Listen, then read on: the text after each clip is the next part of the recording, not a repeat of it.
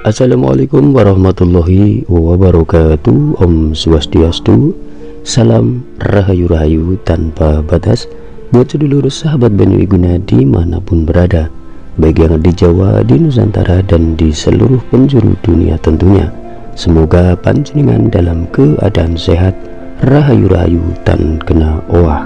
Nah, pada kesempatan kali ini Banyu Iguna hadir kembali untuk panjenengan, ingin berbagi dengan panjenengan untuk menjelaskan bagaimana cara kita mengatasi rumah yang terkena energi-energi yang kurang baik ya, atau masyarakat kita sering menyebut bahwa rumah kita ini tertimpa masalah atau sering kemasukan ya, aura yang negatif ya, atau sering disebut sebagai rumah yang terkena santet maupun tenung dan guna-guna. Bagaimana caranya? Nah, dalam video ini ya tentu kami akan berbagi untuk panjenengan mengatasi, tentu dalam pandangan atau ilmu Jawa yang sangat sederhana namun banyak manfaatnya dan bisa dirasakan manfaatnya. Sahabat Banyu Iguna dimanapun berada, mari kita ulas tata caranya bagaimana untuk mendeteksi rumah yang sudah ada ya, pendaman atau pendeman, baik kekuatan yang berwujud ya, maupun yang tidak berwujud ya. Ini bisa dideteksi dengan sangat mudah sebenarnya nih. Rumah yang biasanya sudah kemasukan ya kekuatan sihir yang negatif ini, biasanya ini bisa dirasakan bagi pemilik rumah. Selain mudah marah nih, jauh-jauh hari bahwa rumah panjenengan ini banyak tamu yang datang nih, baik saudara, teman nih, namun tiba-tiba rumah panjenengan ini jarang ya dikunjungi tetangga panjenengan, kemudian tidak ada saudara ya yang masuk ke rumah panjenengan, apalagi teman panjenengan. Tiba-tiba rumah panjenengan ini dijauhi ya, banyak orang yang sebelumnya hadir ke rumah panjenengan ya, namun tiba-tiba rumahnya sepi dari kunjungan orang lain. Ngaten, ini juga salah satu ciri-ciri bahwa rumah panjenengan kemasukan sihir nggih, kekuatan sihir. Jauh-jauh hari akan kedatangan hewan seperti kampret nggih, kalong nggih, itu masuk ke rumah panjenengan hanya muter-muter saja. Ini juga termasuk bahwa rumah panjenengan ini kemasukan tamu yang tidak wujud maupun yang wujud. Yang tidak wujud adalah serangan dari energi nggih.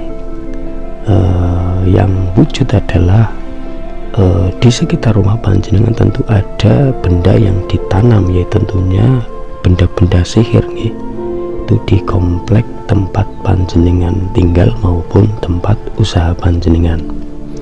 Nah, apabila tempat usaha panjenengan itu yang biasanya banyak pembeli namun tiba-tiba sepi, apabila usaha panjenengan yang tadinya sebagai contoh pembelinya banyak dengan harga yang standar ya, bahkan dimurahkan sekalian pun tidak laku, ini juga salah satu ciri-ciri bahwa rumah panjenengan atau tempat usaha panjenengan sudah terkena sihir ya. Kemudian tanda-tanda yang berikutnya adalah misalkan warung makanan ya, ini nasinya ini mudah nopo niku banyak nih, yang biasanya setiap masak itu nasi kuat satu hari, itu baru beberapa jam saja ini sudah basi nih. Ini juga salah satu sifat nih dari energi ya maupun kekuatan sihir yang sudah masuk di tempat usaha panjenengan. Sebenarnya masih banyak nih contoh-contoh bahwa tempat usaha maupun rumah panjenengan yang kemasukan sihir nih. Nah, namun itu hanya sebuah contoh saja nih. Pada kesempatan kali ini Banyu Iguna hanya ingin membahas bagaimana cara untuk menanganinya nih. Mari kita langsung saja nih. Untuk hal yang pertama adalah panjenengan siapkan ya, selepas saat asar nih, panjenengan diusahakan ini sudah mandi nih, mandi bersih ya, dari ujung rambut sampai kaki tentunya diniati untuk membersihkan kotoran kecil sampai besar lahir dan batin tentunya. Itu persiapan yang pertama. Kemudian yang kedua itu bisa disaranani ya, nanti selepas maghrib nih atau menjelang maghrib ini menggunakan media garam krosok nih, garam lanang istilahnya nek wong Jawa niku ngomongnya uyah lanang nih. Ini dicampur dengan pesusen beras nih, dicampur dengan pesusen beras, tapi berasnya beras ketan. Ini wajib beras ketan dicuci kemudian dicampur dengan garam krosok atau garam lanang. Nah kemudian ditiriskan nggih, berasnya dipisah, dicukut banyune tok ngaten. Ini untuk ditawur nggih, dilempar di sekitar tempat panjenengan. Nah untuk di dalamnya maka air ini untuk ngepel nih, untuk membersihkan lantai ini juga bisa. Jadi ambil air secukupnya, kemudian campur beras ketan, dicuci, kemudian dimasukkan garam. Untuk mencampur bolak-balik bebas nih, mau garamnya dulu maupun berasnya dulu bebas, yang penting dicampur. Ini untuk yang sudah merasakan cukup lama nih, ini harus dicampur dua hal ini. Namun kalau yang baru 1 bulan ya, atau merasakan baru 1 minggu, ini cukup milih diantara media dua ini, dipakai satu saja, mau pakai garam lanang atau mau pakai beras ketan, itu dipilih satu saja cukup. Misalkan pakai garam nih, cuma garam dicampur air juga boleh, tidak juga tidak apa-apa.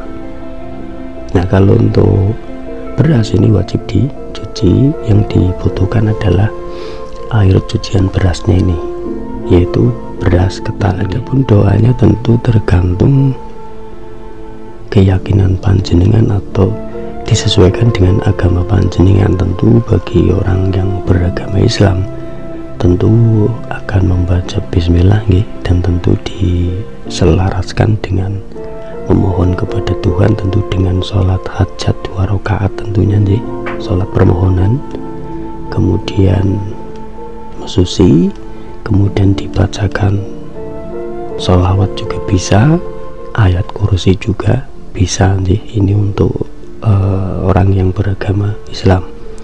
Kemudian untuk yang di luar agama Islam tentu bisa dengan kidung ya. Misalkan sebagai orang Kristen nggih, dalam pembersihan tempat lokasi tentu biasa menggunakan doa-doa dengan kalimat kasih Tuhan saya memohon, kan ngaten. Dengan cucian beras ini saya akan membersihkan ini, semoga terlaksana dan dikabulkan oleh Tuhan, kan bisa dengan doa-doa yang seperti itu. Intinya untuk doa adalah bebas ya. Dan yang ingin menggunakan doa-doa Jawa itu bisa tulis di kolom komentar ya, atau bisa langsung ya chat ke WA kami ya, nanti kami bisa berikan doa-doa Jawa atau mantra-mantra Jawa yang khusus ya, untuk pelaksanaan buang sengkolo yang ada di tempat usaha maupun tempat rumah panjenengan. Dan sekali lagi nih untuk sahabat Banyuwiguna, bahwa untuk mendeteksi rumah yang terkena sihir dengan yang tidak ini sebenarnya sangat mudah nih. Dan apabila rumah yang memiliki anak kecil nih, masih usia 1 tahun ke atas, ini biasanya kalau rumah yang terkena sihir ini biasanya si anak ini rewel, sering nangis nih, nangis orang metu uluweh dan sebagainya. Ini bisa dipantau bahwa rumah panjenengan ini juga kemasukan nih ilmu-ilmu sihir nih, atau sisa sihir-sihir. Artinya panjenengan baru beli rumah 1 bulan kemudian dihuni, Anda merasakan seperti yang saya sebutkan tadi, itu bisa jadi bahwa rumah itu dijual sebab yang punya rumah yang dulu adalah banyak musuhnya nggih.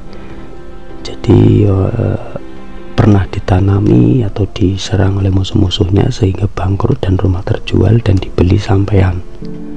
Dan panjenengan beli rumah tentu tidak tahu bahwa yang punya rumah dulu ini orangnya punya musuh banyak, sehingga saran dari saya adalah siapa saja yang baru beli rumah sebaiknya dinetralkan dulu energi yang ada di rumah maupun tempat usaha ya untuk panjenengan. Ini alangkah lebih baik apabila panjenengan membeli rumah maupun tempat usaha yang baru untuk dinetralkan dulu dari segala istilah kekuatan-kekuatan sihir ini untuk dibuang, baik yang ada maupun yang tidak. Ini jauh lebih baik daripada setelah dibeli kemudian dihuni panjenengan tidak tahu menau, baru usia 1 bulan, 2 bulan, 3 bulan panjenengan setelah beli rumah jatuh atau sakit Ini banyak kasus yang terjadi seperti ini. Jadi saran dari saya adalah untuk panjenengan yang mungkin dalam bulan-bulan ini baru beli rumah dan tempat usaha, saran dari saya adalah langkah baik untuk dibersihkan dulu, dinetralkan dulu, setelah itu baru dihuni. Sahabat Banyu Wiguna dimanapun berada, itulah tadi nih penjelasan dari kami, semoga bisa bermanfaat. Dan bagi yang percaya silakan, dan bagi yang tidak percaya anggap saja sebagai hiburan tentunya. Dan tentu semua kita kembalikan kepada Tuhan yang Maha Kuasa dan hormati perbedaan dalam berpikir dan berkeyakinan. Dari Banyu Wiguna, salam rahayu-rahayu tanpa batas, wassalam.